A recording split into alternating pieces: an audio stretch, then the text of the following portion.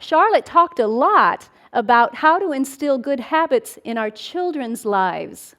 But after I talk about that to many parents, their next question is, but what do I do about myself?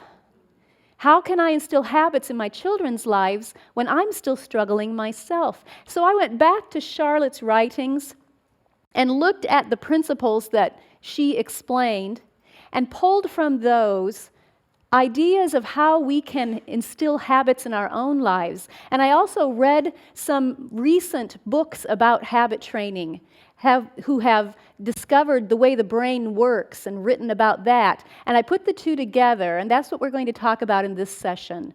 We're going to look at some word pictures that Charlotte used to describe habits. And we're going to pull from those some principles that will help us instill good habits in our own lives. Mix that with some of the other scientific things we've discovered recently. And I hope this session will empower us all and help us feel confident as we are instilling habits in our children too. So, the first word picture Charlotte talked about is that habits are like railroad tracks. You have heard of that one before, yes? Laying down the rails. Those habits act like railroad tracks. Once we get them laid down, we can run on them smoothly.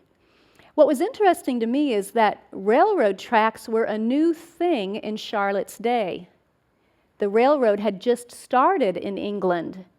Prior to that, they had ridden everywhere in carriages, horse and buggy. And you talk about jolts and delays. You would be going down this path, not really a paved road at all. It would be a path with all these holes in it, and there weren't very good shocks in those carriages. So you'd have a lot of jolts, and you'd have to stop at the different inns and switch out horses, so you'd have delays as well. When that railroad came to town, now suddenly you get on, you buy your ticket to your destination, you get on, and boom, you're there. That was a new idea to everyone. Now you notice, when you buy your ticket, usually you buy it to one destination. And that is a key in habit training. You need to focus on one habit at a time. You've got one destination in mind. It's so easy for us, when we look at ourselves, to say, okay, I need to change this and this and this and this and this and this and this and this, and oh yeah, that, and your list gets longer than your arm. Am I the only one? All right, good. Phew. But we need to focus in on one at a time. Just like getting a ticket on that railroad, we've got one main destination. But the other thing, if you think about those railroads and the trip to the one destination, is that usually that train would stop at smaller depots along the way. It would stop at smaller towns. And we can do the same thing. When you have your goal in mind, this is the habit I want to instill, maybe it looks pretty overwhelming. It looks a bit intimidating to get that habit instilled, but maybe you could break it down into smaller baby steps.